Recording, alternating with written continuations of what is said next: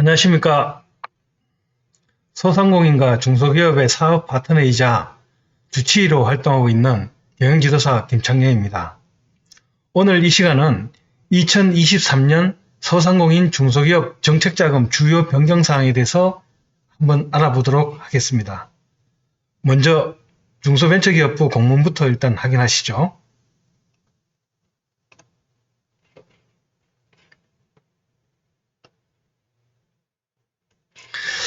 작년 12월 29일 날 보도된 그 공문인데요. 올해 중소기업 소상공인에 대해서 총 8조 원의 정책자금을 공급한다고 합니다.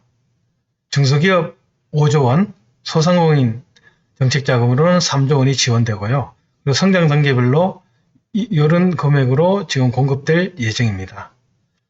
그리고 하나 달라진 점이 뭐냐면은 중소기업 대상으로 시중은행이 대출을 하면은 이자의 일부를 보존하는 2차 보존 제도가 도입될 예정이라고 합니다. 시중은행으로부터 대출을 받는 중소기업 입장에서는 금리 부담이 좀 완화되는 그런 효과가 주어지겠죠. 그래서 중진공에서 시행하는 기존의 이제 직접융자 사업과 시중은행 대출에 이자를 지원하는 2차 보존 제도가 새롭게 도입될 예정입니다. 그 중소기업 정책자금 같은 경우는 자금이 필요한 중소기업 같은 경우는 운전자금은 5억이고요. 시설자금은 60억 한도 내에서 대출이 가능합니다.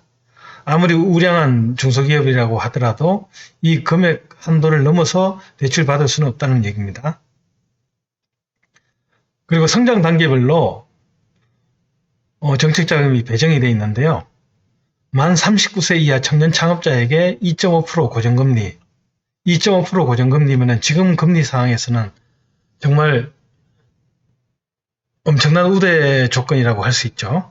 그래서 최대 1억 원까지 지원하는 청년 전용 창업자금은 작년보다 400억 정도가 더 규모가 늘어났습니다. 청년들에 대한 우대사항이라고 볼 수 있겠죠.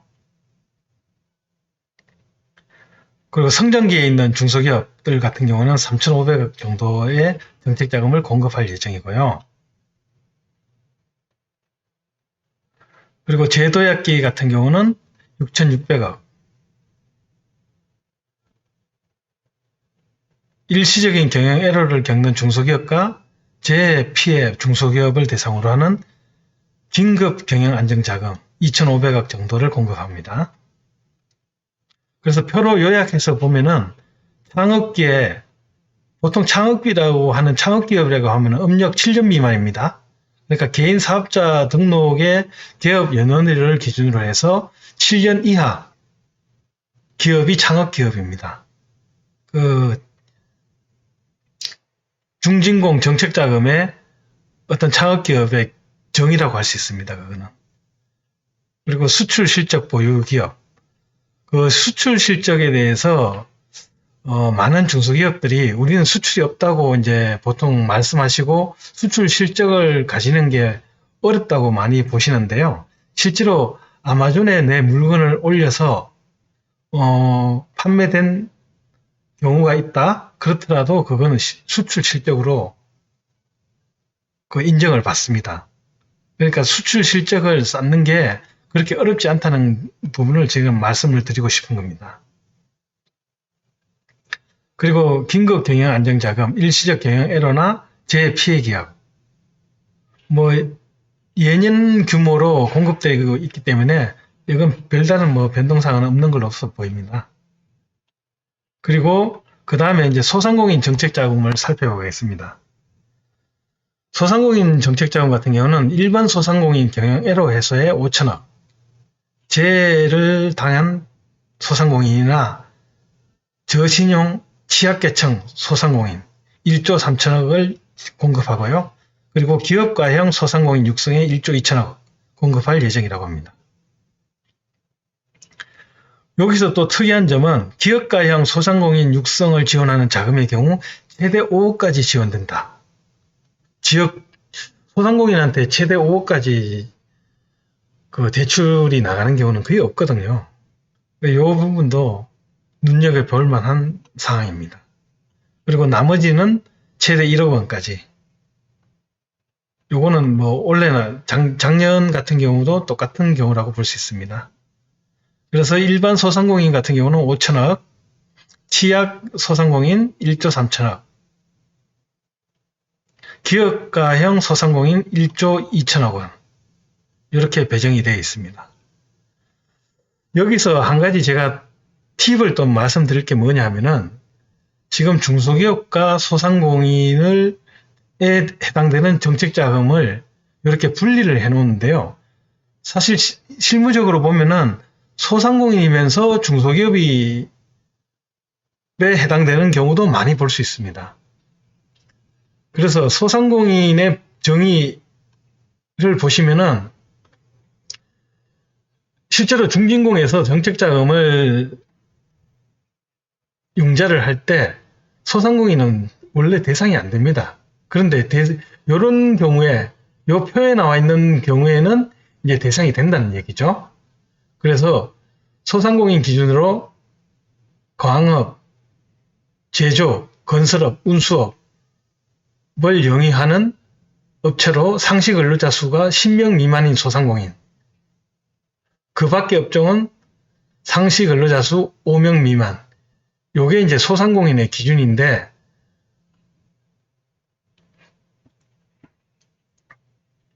소상공인은 원칙적으로 중소기업 정책자금은 받을 수가 없습니다. 그렇지만은 제조업을 영위하고 있고 혁신성장 초격차 신산업을 영위하는 소상공인은 적용 예외라고 되어 있습니다. 그러니까 제외에 다시 부정의 부정이니까 이거는 된다는 얘기죠. 그래서 제조업을 영위하는 10명 미만의 소상공인 같은 경우는 중진공 자금의 정책 자금의 지원 대상이 된다는 얘기입니다. 그런 측면에 있어 갖고는 기업가형 소상공인 같은 경우는 1조 2천억 원의 정책 자금이 배정이 되는데요.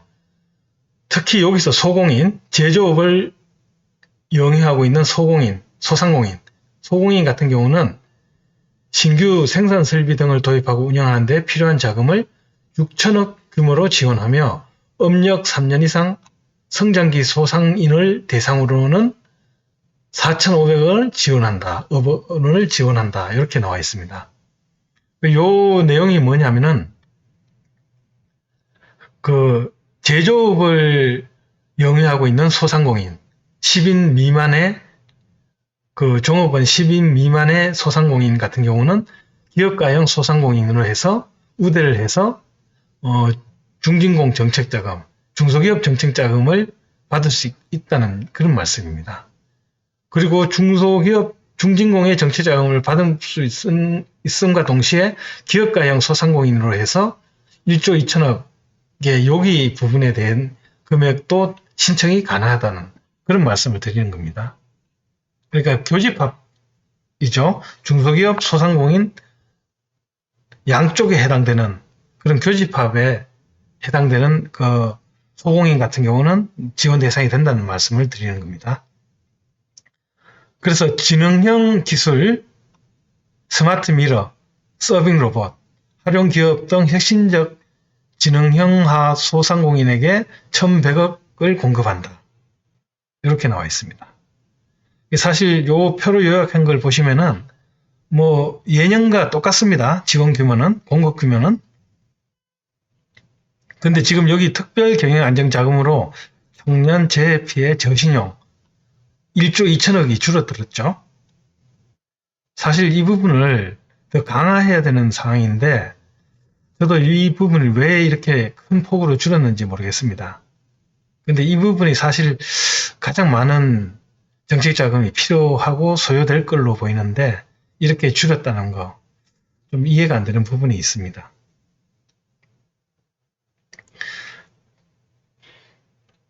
그래서 시중은행 정책자금 변경사항 중에서 아까 말씀드린 2차 보전 제도가 도입된다는 거.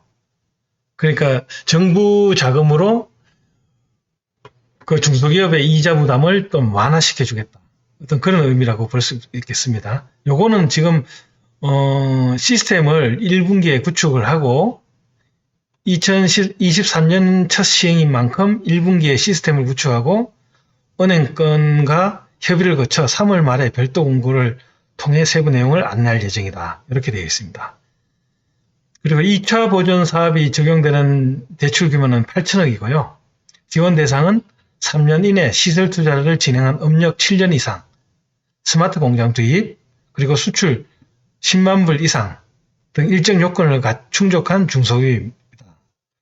지금 여기 요건을 갖추려면은 어느 정도 중소기업 중에는 조금 견실한 중소기업 정도가 대상이 되지 않을까 그런 생각을 합니다. 그리고 정책자금 신청 절차를 개편을 했는데요. 이전에는 어떤 식으로 했냐면은 그 온라인 상담 신청을 하고 그리고 상담 예약을 해서 상담이 잡히면은 그때 상담을 하게 되고 자금 신청을 하게 되고 평가되고 융자 결정을 이렇게 했는데 이렇게 하다 보니까 선착순으로 하다 보니까 문제가 뭐냐면은 클릭을 빨리 하는 업체만 혜택을 보게 되어 있다. 그래서 그런 부분을 보완하고자 일단 상담 신청은 전수로 다 접수를 한다고 합니다. 그래서 접수를 한 다음에 그 접수된 업체들을 대상으로 정책 우선도 평가를 해서 정부 정책 우선도에 평가해서 거기에 잘 맞는 업체를 우선적으로 지원해 주겠다. 어떤 융자를 해 주겠다. 그런 그 의미라고 보면 되겠습니다.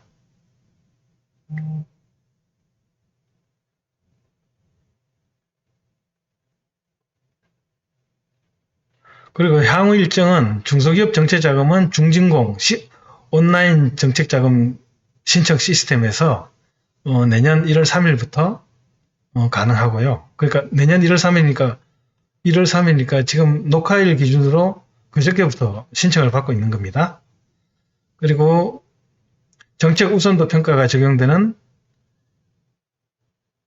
인천 서부, 부산 동부 등 이런 지역은 이제 1월 3일부터 상담 신청을 진행한다.